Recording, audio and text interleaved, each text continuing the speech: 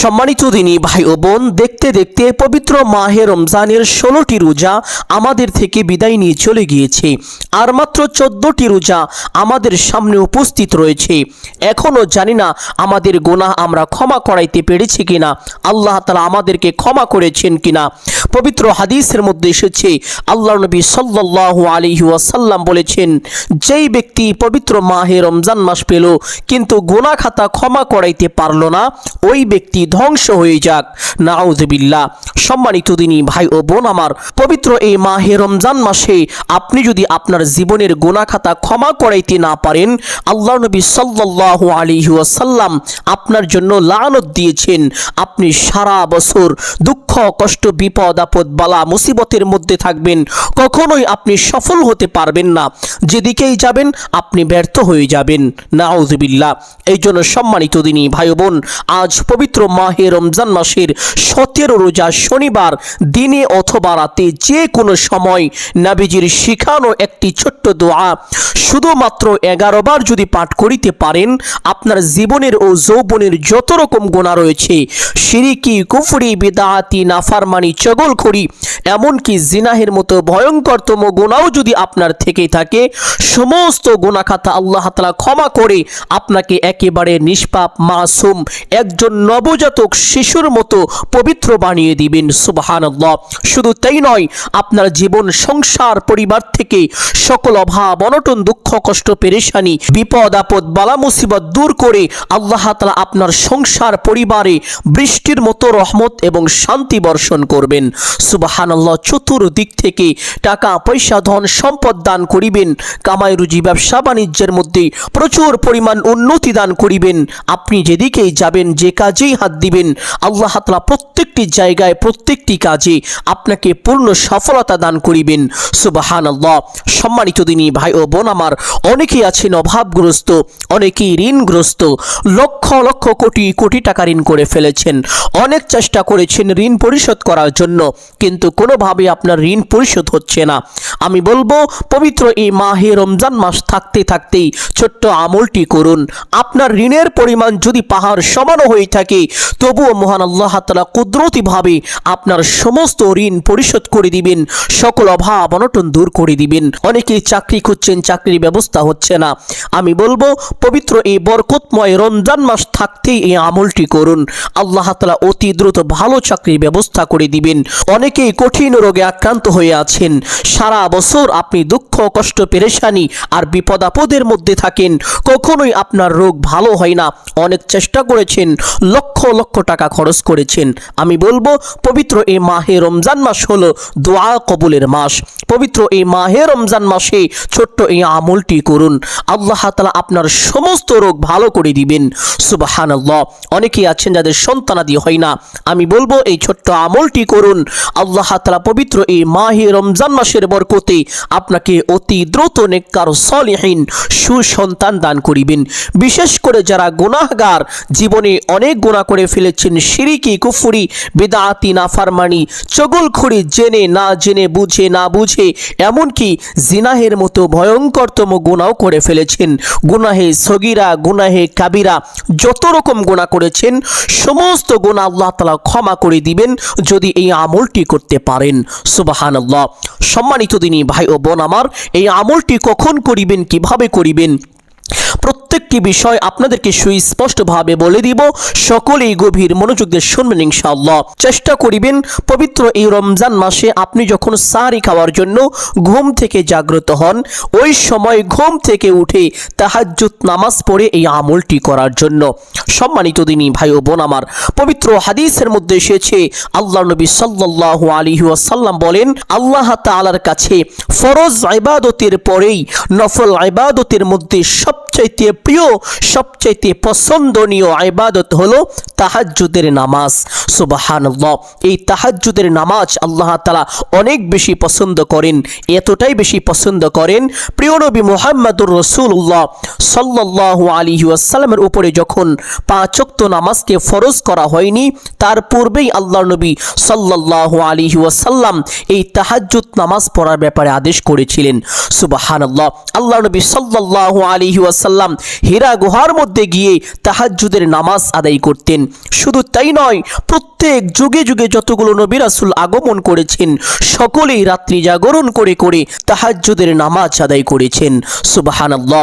আল্লাহ নবী সাল্লাল্লাহু আলাইহি ওয়াসাল্লাম এমন একটি সময়ের ব্যাপারে আমাদেরকে ইঙ্গিত করেছেন যেই সময় মহান আল্লাহ তাআলা বান্দার অতি নিকটে চলে আসেন তথা প্রথম আসমানে অবতরণ করেন, আর সে সময়টি হলো তাহাজ্জুদ নামাজের সময়। আল্লাহ নবী সাল্লাল্লাহু আলাইহি ওয়াসাল্লাম বলেন, আল্লাহ তাআলা ওই সময় প্রথম আসমানে এসে প্রত্যেকটি বান্দা বান্দীদের নাম ধরে ধরে এইভাবে ডাকতে থাকেন আর বলতে থাকেন, ও আমার বান্দা, কে আছো ক্ষমা প্রার্থী, আমার কাছে ক্ষমা চাইবে, আমি তোমার সমস্ত গুনাহ খাতা ক্ষমা করে দিব। কে আছো অভাবগ্রস্ত, আমার কাছে রিজিক চাইবে, আমি তোমাকে ভরপুর রিজিক দান করিব। কে আছো ঋণগ্রস্ত, আমার কাছে সাহায্য চাইবে, আমি তোমার সমস্ত ঋণ কুদরতিভাবে পরিশোধ করে দিব। কে আছো সন্তানাদি হয় না, আমার কাছে সন্তান চাইবে, আমি তোমাকে নেককার সলিহিন সুসন্তান দান করিব। কে আছো কার কি প্রয়োজন, আমার কাছে চাইবে, আমি তোমার সমস্ত চাওয়াকে পূরণ করে দিব। সুবহানাল্লাহ। সম্মানিত দিনী ভাই বোন, আল্লাহ তাআলা এইভাবে ডাকতে থাকেন আর বলতে থাকেন, আর ওই সময় কোনো বান্দা কোনো বান্দি তাহাজ্জুদ নামাজ পড়ে আল্লাহ তাআলার কাছে যদি কোনো কিছু চায়, নবীজি সাল্লাল্লাহু আলাইহি ওয়াসাল্লাম বলেছেন আল্লাহ তাআলা অবশ্যই তার চাওয়াকে পূরণ করেন, তার চাওয়াকে কখনোই ফিরিয়ে দেন না, তার দোয়াকে আল্লাহ তাআলা অবশ্যই কবুল করেন, তার দোয়াকে কখনোই প্রত্যাখ্যান করেন না। সুবহানাল্লাহ। সম্মানিত দিনী ভাই ও বোন আমার, অনেকেই জানেন না তাহাজ্জুদ নামাজ কিভাবে পড়তে হয়, কোন কোন সূরা দিয়ে পড়তে হয়, এই নামাজের মধ্যে কখন কোন দোয়া কতবার পাঠ করিতে হয়, এই নামাজের নিয়ত কিভাবে করতে হয়, এই নামাজ কোন কোন সূরা দিয়ে পড়তে হয়, প্রত্যেকটি বিষয় অল্প সময়ের মধ্যে বলে দিব। এবং এই নামাজের মধ্যে একটি বিশেষ দোয়া পাঠ করিবেন, যেই দোয়া পাঠ করলে আল্লাহ তাআলা আপনাকে বিশেষ 3টি পুরস্কার দান করিবেন। 1 নাম্বার পুরস্কার, জীবনের গুনাহ খাতা ক্ষমা করে দিবেন। 2 নাম্বার পুরস্কার, আপনার উপরে প্রচুর পরিমাণ দয়া করিবেন, রহমত নাজিল করবেন, যে কোনো কাজে আল্লাহ তাআলা আপনাকে সফলতা দান করিবেন। 3 নাম্বার পুরস্কার, আল্লাহ তাআলা আসমান থেকে আপনার উপরে বৃষ্টির মতো রিজিক দান করিবেন। সুবহানাল্লাহ। সম্মানিত দিনী ভাই বোন, এই আমলটি করার জন্য রাতের 2টা 3টা বা 4টার সময় আপনি যখন সাহরি করার জন্য ঘুম থেকে উঠেন, তখন ঘুম থেকে উঠে ব্রাশ করবেন অথবা মিসওয়াক করিবেন, অতঃপর উত্তম রূপে ওযু করবেন। ওযুর পূর্বে ছোট্ট 2টি বিষয় অবশ্যই লক্ষ্য করিবেন। 1 নাম্বার বিষয় হলো ওযুর পূর্বে ওযুর নিয়ত করা। অনেকেই জানেন না ওযুর নিয়ত কিভাবে করতে হয়, অথচ কিতাবের মধ্যে এসেছে ওযুর পূর্বে নিয়ত না করিলে ওযু পরিপূর্ণ হয় না, ওযু সহি হয় না। আপনার ওযু পরিপূর্ণ এবং সহি হওয়ার জন্য অবশ্যই ওযুর পূর্বে ওযুর নিয়তটি এইভাবে করিবেন। আপনি আপনার মনে মনে সংকল্পনা করিবেন বা এই ধারণা করিবেন যে এখন আমি আল্লাহ তাআলার সন্তুষ্টির জন্য ওযু করছি, তাহলেই আপনার ওযুর নিয়ত হয়ে যাবে। অতঃপর বিসমিল্লাহির রহমানির রহিম পাঠ করে ওযু আরম্ভ করিবেন। ওযুর প্রত্যেকটি অঙ্গ প্রত্যঙ্গ গভীর মনোযোগ সহকারে ধৌত করিবেন। চুপচাপ ওযু শেষ করে আপনার ডান হাতের শাহাদাত আঙ্গুলটি আসমানের দিকে সোজা করে দিয়ে একটি ছোট্ট কালিমা শুধুমাত্র একবার যদি পাঠ করিতে পারেন, আল্লাহ নবী সাল্লাল্লাহু আলাইহি ওয়াসাল্লাম বলেছেন আল্লাহ তাআলা কাল হাশরের ময়দানে আপনার জন্য জান্নাতের 8টি দরজা খুলে দিবেন। আপনি জান্নাতের যেই কোনো দরজা দিয়ে ইচ্ছে সেই দরজা দিয়ে সসম্মানে বিনা হিসাবে জান্নাতে প্রবেশ করতে পারবেন, আপনার জন্য কোনো বাধাই থাকবে না। সুবহানাল্লাহ। আর সেই ছোট্ট কালিমাটি হলো আশহাদু আল্লা ইলাহা ইল্লাল্লাহু ওয়াহদাহু লা শারীকা লা ওয়া আশহাদু আন্না মুহাম্মাদান আবদুহু ওয়া রাসূলুহু। কালিমাটি পাঠ করা শেষ করে একটি পবিত্র স্থানে চলে যাবেন, গিয়ে কিবলামুখী হয়ে দাঁড়িয়ে তাহাজ্জুদ নামাজের নিয়তটি এইভাবে করিবেন। আমি কিবলামুখী হয়ে আল্লাহ তাআলার সন্তুষ্টির জন্য 2 রাকাত তাহাজ্জুদ নামাজ পড়িতেছি। নিয়ত শেষ করে প্রত্যেক নামাজে হাত দুটি যেইভাবে উঠিয়ে থাকেন ঠিক সেইভাবে উঠাবেন। উঠিয়ে আল্লাহু আকবার বলে হাত ছেড়ে দিয়ে বেঁধে ফেলবেন। বাঁধার পরে সানা পাঠ করিবেন একবার এইভাবে, সুবহানাকাল্লাহুম্মা ওয়া বিহামদিকা ওয়া তাবারাকা ইসমুকা ওয়া তাআলা জাদ্দুকা ওয়া লা ইলাহা গায়রুক। অতঃপর একবার আউযু বিল্লাহ এবং বিসমিল্লাহ এইভাবে পাঠ করিবেন। আউযু বিল্লাহি মিনাশ শাইতানির রাজিম, বিসমিল্লাহির রহমানির রহিম। অতঃপর একবার সূরাতুল আল ফাতিহা শুরু থেকে শেষ পর্যন্ত সহিহ শুদ্ধ করে একবার পাঠ করিবেন ইনশাআল্লাহ। সূরা ফাতিহা পাঠ করা শেষ করে একবার বলবেন আমিন। অতঃপর বলবেন বিসমিল্লাহির রহমানির রহিম। অতঃপর যেহেতু এটা প্রথম রাকাত, এই জন্য পবিত্র কুরআনুল কারীম থেকে যে কোনো একটি সূরা একবার পাঠ করে নেবেন ইনশাআল্লাহ। আপনাদের বোঝানোর জন্য আমি ছোট্ট একটি সূরা পাঠ করছি।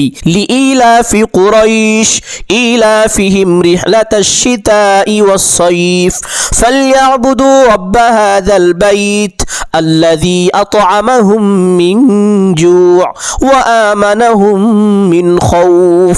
সূরা পাঠ করা শেষ করে আল্লাহু আকবার বলে রুকুতে চলে যাবেন। রুকুতে গিয়ে রুকুর তাসবিহ পাঠ করিবেন কমপক্ষে 3 বার এইভাবে, সুবহানা রাব্বিয়াল আযীম। আপনি চাইলে এই তাসবিহ 5 বার অথবা 7 বার পাঠ করিতে পারেন। তাসবিহটি পাঠ করা শেষ করে সামি আল্লাহু লিমান হামিদা বলে সোজা হবেন। সোজা হওয়ার পরে একটি ছোট্ট দোয়া পাঠ করিবেন একবার এইভাবে, রব্বানা লাকাল হামদ। অতঃপর আল্লাহু আকবার বলে সিজদায় চলে যাবেন। সিজদায় গিয়ে সিজদা তাসবিহ পাঠ করিবেন কমপক্ষে 3 বার এইভাবে, সুবহানা রাব্বিয়াল আ'লা। আপনি চাইলে এই তাসবিহ 5 বার অথবা 7 বার পাঠ করিতে পারেন। তাসবিহটি পাঠ করা শেষ করে আল্লাহু আকবার বলে সোজা হয়ে বসে পড়বেন। বসে নবীজির শেখানো একটি ছোট্ট বিশেষ দোয়া একবার এইভাবে পাঠ করিবেন, আল্লাহুম্মা গফিরলি ওয়ারহামনি ওয়ারযুকনি। নবীজি প্রত্যেক নামাজের মধ্যেই এই দোয়াটি পাঠ করিতেন। এজন্য সম্মানিত দিনী ভাই বোন, আপনার প্রত্যেক রাকাতে প্রত্যেক নামাজে 2 সেজদার মাঝখানে বসে এই দোয়াটি একবার করে পাঠ করিবেন ইনশাআল্লাহ। দোয়াটি পাঠ করা শেষ করে আল্লাহু আকবার বলে আরেকটি সেজদায় চলে যাবেন। সেজদায় গিয়ে সেজদা তাসবিহ পাঠ করিবেন কমপক্ষে 3 বার এইভাবে, সুবহানা রাব্বিয়াল আ'লা। আপনি চাইলে এই তাসবিহ 5 বার অথবা 7 বার পাঠ করিতে পারেন। তাসবিহটি পাঠ করা শেষ করে আল্লাহু আকবার বলে সোজা হয়ে দাঁড়িয়ে যাবেন। দাঁড়িয়ে প্রথম রাকাতের মতো সেম ভাবে দ্বিতীয় রাকাতও আপনারা পড়বেন। তবে দ্বিতীয় রাকাতে সূরা ফাতিহা পাঠ করার পরে আমিন বলবেন। আমিন বলার পরে একবার বিসমিল্লাহ বলবেন। বিসমিল্লাহ বলার পরে একবার সূরাতুল আল ইখলাস তথা কুল হুয়াল্লাহর সূরাটি পাঠ করিবেন একবার এইভাবে, বিসমিল্লাহির রহমানির রহিম, কুল হুয়াল্লাহু আহাদ আল্লাহুস সামাদ লাম ইয়ালিদ ওয়া লাম ইউলাদ ওয়া লাম ইয়াকুল লাহু কুফুয়ান আহাদ। অর্থাৎ আপনি তাহাজ্জুদের 2 রাকাত নামাজ বিশেষ 2টি সূরা দিয়ে পাঠ করবেন। প্রথম রাকাতে চেষ্টা করিবেন আয়াতুল কুরসি পাঠ করার জন্য। যদি না পারেন যে কোনো একটি সূরা পাঠ করিবেন। দ্বিতীয় রাকাতে অবশ্যই সূরা ইখলাস পাঠ করার চেষ্টা করিবেন। একবারই পাঠ করতে হয়। অনেকে মনে করে থাকেন সূরা ইখলাস নাকি 10 বার পাঠ করতে হয়, 20 বার পাঠ করতে হয়। তাদের উদ্দেশ্যে বলছি, দ্বিতীয় রাকাতে সূরা ইখলাস অবশ্যই একবার পাঠ করিবেন। সম্মানিত দিনী ভাই বোন, এইভাবে 2 রাকাত করে চেষ্টা করিবেন 8 অথবা 12 রাকাত তাহাজ্জুদ নামাজ পড়ার জন্য। যদি সময় না থাকে, আপনারা ভালো না লাগে, তাহলে কমপক্ষে 2 রাকাত তাহাজ্জুদ নামাজ এইভাবে অবশ্যই পড়বেন ইনশাআল্লাহ। তাহাজ্জুদ নামাজ শেষ করে সেই স্থানে বসে একটি ছোট্ট দুরূদ পাঠ করিবেন। যেই দুরূদের ব্যাপারে পবিত্র কুরআনুল কারীমের মধ্যে মহান আল্লাহ তাআলা এইভাবে বলেন, ইন্নাল্লাহা ওয়া মালাইকাতাহু ইউসাল্লুনা আলান নবী। নিশ্চয়ই আমি আল্লাহ তাআলা নবী মুহাম্মদুর রাসূলুল্লাহ সাল্লাল্লাহু আলাইহি ওয়াসাল্লামের উপরে দুরূদ পাঠ করে থাকি। ইয়া আইয়ুহাল্লাযীনা আমানু সাল্লু আলাইহি ওয়া সাল্লিমু তাসলিমা। হে ঈমানদারগণ, তোমরাও নবী মুহাম্মদুর রাসূলুল্লাহ সাল্লাল্লাহু আলাইহি ওয়াসাল্লামের উপরে বেশি বেশি দুরূদ পাঠ করো। সুবহানাল্লাহ। সম্মানিত দিনী ভাই বোন, আপনাদেরকে এমন একটি দুরূদের কথা বলে দিব, যেই দুরূদ পবিত্র এই রমজান মাসে একবার পাঠ করিলে মহান আল্লাহ তাআলা বান্দাবান্দির উপরে সাথে সাথে 100টি রহমত নাজিল করেন। তাকে 100টি বড় বড় বিপদ থেকে আল্লাহ তাআলা নিজ কুদরতি হাতে হেফাজত করেন। তার মনের বড় বড় 100টি আশা বাসনা আল্লাহ তাআলা সাথে সাথে পূরণ করে থাকেন। তার আমল নামায় কমপক্ষে 100টি নেকি দান করেন। তার জীবন থেকে কমপক্ষে 100টি গুনাহ খাতা আল্লাহ তাআলা মাফ করে থাকেন। সুবহানাল্লাহ। আর সেই ছোট্ট দুরূদটি হলো আল্লাহুম্মা সাল্লি ওয়া সাল্লিম আলা নাবিয়িনা মুহাম্মদ। আল্লাহুম্মা সাল্লি ওয়া সাল্লিম আলা নাবিয়িনা মুহাম্মদ। উঠতে বসতে চলতে ফিরতে যখনই সময় পাবেন ছোট্ট এই দুরূদটি বেশি বেশি পাঠ করিবেন। আল্লাহ নবী সাল্লাল্লাহু আলাইহি ওয়াসাল্লাম বলেছেন, যে ব্যক্তি দুনিয়াতে আমি রাসূলের উপরে বেশি বেশি দুরূদ পাঠ করবে ওই ব্যক্তির জন্য কাল হাসরের ময়দানে আল্লাহ তাআলার দরবারে সুপারিশ করাটা আমি রাসূলের উপরে ওয়াজিব হয়ে যাবে, আবশ্যক হয়ে যাবে। আমি নবী মুহাম্মদুর রাসূলুল্লাহ সাল্লাল্লাহু আলাইহি ওয়াসাল্লাম ওয়াদা করে বলছি, আমি অবশ্যই ওই ব্যক্তির জন্য আল্লাহ তাআলার দরবারে সুপারিশ করব। সুবহানাল্লাহ। সম্মানিত দিনী ভাই ও বোন আমার, শুধু তাই নয়, আপনি যদি এই দুরূদটি বেশি বেশি পাঠ করেন দুনিয়ার সমস্ত কঠিন কাজ আল্লাহ তাআলা আপনার জন্য সহজ করে দিবেন। সম্মানিত দিনী ভাই বোন, ছোট্ট দুরূদটি আমলের সময় কমপক্ষে 11 বার পাঠ করিবেন। যদি এই দুরূদটি না পারেন তাহলে এই সহজ দুরূদটি পাঠ করার চেষ্টা করিবেন। সাল্লাল্লাহু আলাইহি ওয়াসাল্লাম, সাল্লাল্লাহু আলাইহি ওয়াসাল্লাম, অথবা যে কোনো একটি দুরূদ 11 বার পাঠ করলেই হবে ইনশাআল্লাহ। দুরূদটি পাঠ করা শেষ করে একটি ছোট্ট ইস্তেগফার সকলেই আমার সঙ্গে সঙ্গে পড়বেন। যেই ইস্তেগফার একবার পাঠ করিলে আপনার গুনাহের পরিমাণ যদি সমুদ্রের ফেনারাশিও হয়ে থাকে, আল্লাহ নবী সাল্লাল্লাহু আলাইহি ওয়াসাল্লাম ওয়াদা করে বলেছেন আল্লাহ তাআলা তবুও আপনার সমস্ত গুনাহ খাতা ক্ষমা করে নিষ্পাপ মাসুম একজন নবজাতক শিশু বাচ্চার মতো পবিত্র বানিয়ে দিবেন। সুবহানাল্লাহ। ইস্তেগফারটি হলো আল্লাহুম্মা আনতা রব্বি। সকলে আমার সঙ্গে সঙ্গে পড়ুন, ছোট ছোট করে ভেঙে ভেঙে আমি পাঠ করিয়ে দিচ্ছি। আল্লাহুম্মা আনতা রব্বি লা ইলাহা ইল্লা আনতা খলাকতানি ওয়া আনা আবদুকা ওয়া আনা আলা আহদিকা ওয়া ওয়া'দিকা মাস্তাতা'তু আউযু বিকা মিন শাররি মা সানা'তু আবুউ লাকা বিনি'মাতিকা আলাইয়া ওয়া আবুউ বিযামবি ফাগফিরলি ফাইন্নাহু লা ইয়াগফিরুয যুনুবা ইল্লা আনতা। আল্লাহ নবী সাল্লাল্লাহু আলাইহি ওয়াসাল্লাম পবিত্র হাদিসের মধ্যে ইরশাদ করেছেন, যেই ব্যক্তি সকালে ফজরের নামাজের পরে এই ইস্তেগফারটি একবার পাঠ করবে সন্ধ্যা পর্যন্ত মহান আল্লাহ তাআলা ওই ব্যক্তির সকল ধন সম্পদ, টাকা পয়সা, বাড়ি গাড়ি, স্ত্রী ছেলে সন্তান যা কিছু রয়েছে সমস্ত কিছু আল্লাহ তাআলা নিজ কুদরতি হাতে হেফাজত করবেন, আল্লাহ তাআলা জিম্মায় নিয়ে নেবেন। সুবহানাল্লাহ। শুধু তাই নয়, নবীজি আরো বলেন, ওই ব্যক্তি যদি ফজর থেকে শুরু করে সন্ধ্যার আগ পর্যন্ত এই সময়ের মধ্যে ইন্তেকাল করে তাহলে তার জন্য জান্নাত ওয়াজিব হবে এবং জাহান্নাম হারাম হবে।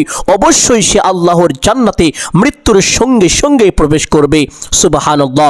সম্মানিত দিনী ভাই ও বোন, শুধু তাই নয়, যেই ব্যক্তি মাগরিবের নামাজের পরে এই ইস্তেগফারটি একবার পাঠ করবে সকালে ফজরের নামাজ পর্যন্ত মহান আল্লাহ তাআলা ওই ব্যক্তির সকল ধন সম্পদ, বাড়ি গাড়ি, স্ত্রী সন্তান সমস্ত কিছু নিজ কুদরতি হাতে হেফাজত করবেন। পৃথিবীর কোনো শক্তি তার কোনো ক্ষয়ক্ষতি করতে পারবে না।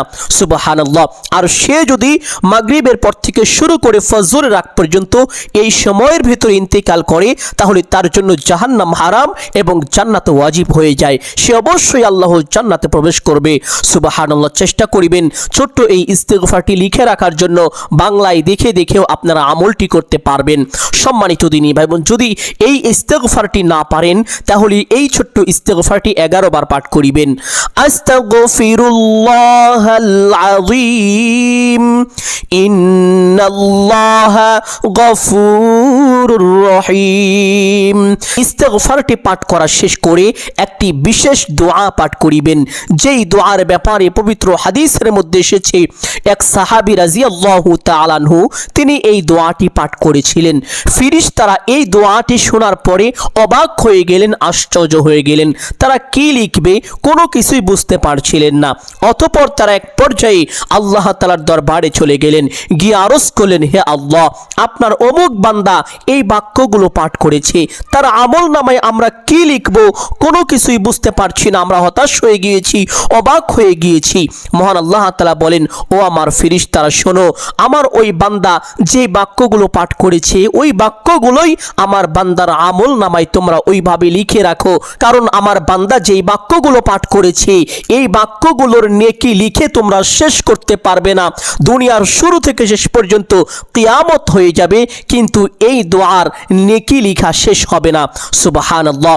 আল্লাহ তাআলা তখন বলেন, ও আমার ফেরেশতারা তোমরা সাক্ষী রাখো, আমি আমার বান্দার এই আমলের প্রতিদান আমি আল্লাহ নিজ কুদরতি হাতে দিব। সুবহানাল্লাহ। সম্মানিত দিনী ভাই বোন, এই দোয়ার ফজিলত এত বেশি, কোনো বান্দা কোনো বান্দি এই দোয়া পাঠ করিলে আল্লাহ তাআলার আরশ আজিম পর্যন্ত কাঁপাকাঁপি শুরু করে দেয়। এই দোয়া পাঠ করিলে সাত আসমান সাত জমিনের সমস্ত দরজা খুলে যায়, আল্লাহ তাআলার আরশ আজিমের সমস্ত পর্দা উঠে যায়। এই দোয়ার আমল করে আল্লাহ তাআলার কাছে কোনো কিছু চাওয়া হলে আল্লাহ তাআলা সাথে সাথে তার চাওয়াকে পূরণ করে থাকেন। এই দোয়ার আমল করে কোনো দোয়া করা হলে সেই দোয়া আল্লাহ তাআলার সাথে সাথে কবুল করে থাকেন।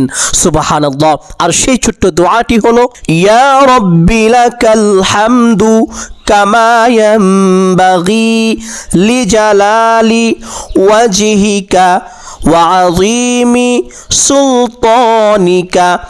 দোয়াটি আরো একবার পাঠ করছি, সকলেই গভীর মনোযোগ দিয়ে শুনুন। ইয়া রব্বি লাকাল হামদু কামা ইয়ানবাগি লিজালালি ওয়াজহিকা ওয়া আযীমি সুলতানিকা। সম্মানিত দিনী ভাই ও বোন আমার, এই বিশেষ দোয়াটি 11 বার পাঠ করা শেষ করে 11 বার দোয়ায়ে ইউনুস পাঠ করিবেন। আল্লাহ নবী সাল্লাল্লাহু আলাইহি ওয়াসাল্লাম বলেন, যেই ব্যক্তি অসুস্থ অবস্থায় দোয়ায়ে ইউনুস 40 বার পাঠ করবে সেই ব্যক্তি অতি দ্রুত সুস্থ হবে। আর সে যদি সুস্থ না হয়, অসুস্থ অবস্থায় মৃত্যুবরণ করে, তাহলে তার মৃত্যুর সাথে সাথে আল্লাহ তাআলা তার আমল নামায় 40 জন শহীদের সমপরিমাণ সওয়াব দান করবেন। আর সে যদি সুস্থ হয়ে যায়, সুস্থ হওয়ার সাথে সাথে তার পিছনের সমস্ত গুনাহ খাতা ক্ষমা করে দিবেন। সুবহানাল্লাহ। আর সেই ছোট্ট দোয়া ইউনুসটি হলো, লা ইলাহা ইল্লা আনতা সুবহানাকা ইন্নী কুনতু মিনাজ জালিমিন। সম্মানিত দিনী ভাই বোন, এই দোয়াকে দোয়ায়ে ইউনুস কেন বলা হয়ে থাকে অনেকেই কিন্তু জানেন না। দোয়াটি নাজিল হয়েছে পবিত্র কোরআনে আল্লাহ নবী সাল্লাল্লাহু আলাইহি ওয়াসাল্লামের উপরে, কিন্তু এই দোয়ার নাম হলো দোয়ায়ে ইউনুস। এর কারণ হলো আল্লাহ নবী সাল্লাল্লাহু আলাইহি ওয়াসাল্লাম বলেছেন, একবার হযরত ইউনুস আলাইহিস সালামকে মাছে গিলে ফেলেছিল। অতঃপর আল্লাহ তাআলা হযরত ইউনুস আলাইহিস সালামকে এই দোয়াটি স্মরণ করে দিয়েছিলেন। ইউনুস আলাইহিস সালাম এই দোয়াটি পাঠ করেছিলেন। দোয়াটি পাঠ করার বরকতে আল্লাহ তাআলা মাছের পেটের মধ্য থেকে হযরত ইউনুস আলাইহিস সালামকে নিরাপদে বের করেছিলেন, হেফাজত করেছিলেন। আর এই জন্যই এই দোয়াকে দোয়ায়ে ইউনুস বলা হয়ে থাকে। ইউনুস আলাইহিস সালাতু ওয়াস সালামের থেকেও যদি আপনি কোনো কঠিন বিপদের মধ্যে পড়ে এই দোয়াটি পাঠ করেন, আল্লাহ তাআলা সেই কঠিন থেকে কঠিন বিপদ থেকেও আপনাকে উদ্ধার করবেন। সুবহানাল্লাহ। সম্মানিত দিনী ভাই বোন, সাহাবীরা আরজ করলেন, ইয়া রাসূলুল্লাহ সাল্লাল্লাহু আলাইহি ওয়াসাল্লাম, এই দোয়াটি কি শুধুমাত্র হযরত ইউনুস আলাইহিস সালামের জন্যই বৈশিষ্ট্য নাকি সমস্ত মানুষের জন্য বৈশিষ্ট্য? নবীজি বললেন, ও আমার সাহাবীরা শোনো, এই দোয়াটি সমস্ত মানুষের জন্যই বৈশিষ্ট্য, যারাই পাঠ করবে তারাই উপকৃত হবে। সম্মানিত দিনী ভাই বোন, এই জন্য যখনই অসুস্থ হয়ে যাবেন 40 বার পাঠ করিবেন এবং আমলের সময় কমপক্ষে 11 বার ছোট্ট দোয়াটি অবশ্যই পাঠ করিবেন। পাঠ করা শেষ করে একটি বিশেষ জিকির করিবেন, যেই জিকির করিলে আল্লাহ তাআলা বান্দার উপরে এত বেশি খুশি হয়ে যান, এত বেশি সন্তুষ্টি হয়ে যান। আল্লাহ তাআলা বলেন ফাযকুরুনি আযকুরকুম ওয়াশকুরুলি ওয়ালা তাকফুরুন। আমার বান্দা বান্দিরা যদি আমাকে স্মরণ করে, আমি আল্লাহ ওই বান্দা বান্দিদেরকে স্মরণ করতে থাকি। আমার বান্দা বান্দিরা আমার নাম, আমার গুণগানের মাধ্যমে আমার স্মরণ করে থাকে, আর আমি আল্লাহ আমার বান্দা বান্দিদেরকে বিপদ আপদ থেকে মুক্তি করে, তাদেরকে সাহায্য করে, ধন সম্পদ দিয়ে, বাড়ি গাড়ি টাকা পয়সা দিয়ে সাহায্য করে থাকি, তাদেরকে স্মরণ করে থাকি। সুবহানাল্লাহ। সম্মানিত দিনী ভাই বোন, এই জন্য অবশ্যই ছোট্ট এই জিকিরটি বেশি বেশি পাঠ করিবেন, আর তা হলো ইয়া যাল জালালি ওয়াল ইকরাম, ইয়া যাল জালালি ওয়াল ইকরাম। আমলের সময় 11 বার পাঠ করিবেন। পাঠ করা শেষ করে আবার সেই ছোট্ট দুরূদটি পাঠ করিবেন, আল্লাহুম্মা সাল্লি ওয়া সাল্লিম আলা নবিয়িনা মুহাম্মদ। দুরূদটি 11 বার পাঠ করা শেষ করে মোনাজাত করবেন এইভাবে, আলহামদুলিল্লাহি রাব্বিল আলামিন ওয়াসসালাতু ওয়াসসালামু আলা সাইয়্যিদিল আমবিয়াই ওয়াল মুরসালিন। এই দুইটি বাক্য বলার পরে আপনার যা কিছু প্রয়োজন সমস্ত কিছু আল্লাহ তাআলার কাছে চাইবেন। চাওয়া শেষ করে একবার বলবেন, হে আল্লাহ, আপনার হাবিবের উসিলা করে আমার দোয়া মোনাজাত কবুল আর মঞ্জুর করে নিন। অতঃপর 3 বার বলবেন আমিন আমিন আমিন বিরহমাতিকা ইয়া আরহামার রাহিমিন। মোনাজাত শেষ করে একবার পড়বেন সাল্লাল্লাহু আলাইহি ওয়াসাল্লাম। তাহলে মোনাজাতের মধ্যে আপনি যা চাইবেন আল্লাহ তাআলা আপনাকে তাই দান করিবেন। প্রত্যেকটি দোয়া কবুল আর মঞ্জুর করে নেবেন। সুবহানাল্লাহ। সম্মানিত দিনী ভাই ও বোন আমার, আমি আশা করছি আজকের এই আমলটি আপনাদের সকলের জন্য অত্যন্ত গুরুত্বপূর্ণ এবং উপকারী ছিল। অতএব সকলকে বলবো সদকায়ে জারিয়ার উদ্দেশ্যে কমপক্ষে একটি হলেও শেয়ার করে দিবেন। যদি আলোচনাটি ভালো লাগে অবশ্যই ভিডিওতে একটি লাইক করবেন, কমেন্টে আমিন বলে দোয়ায় শরীক থাকবেন। যারা এই চ্যানেলে নতুন দর্শক রয়েছেন চেষ্টা করিবেন চ্যানেলটি সাবস্ক্রাইব করে রাখার জন্য। সকলের জন্য অন্তর থেকে দোয়া করি, আল্লাহ তাআলা সকলকে ভালো রাখুন, সুস্থ রাখুন, জানে মালে কামাই রুজি ব্যবসা বাণিজ্যে প্রচুর পরিমাণ উন্নতি ও বরকত দান করুন। সকলেই বলি আমিন সুম্মা আমিন। আসসালামু আলাইকুম ওয়া রাহমাতুল্লাহি ওয়া বারাকাতুহু।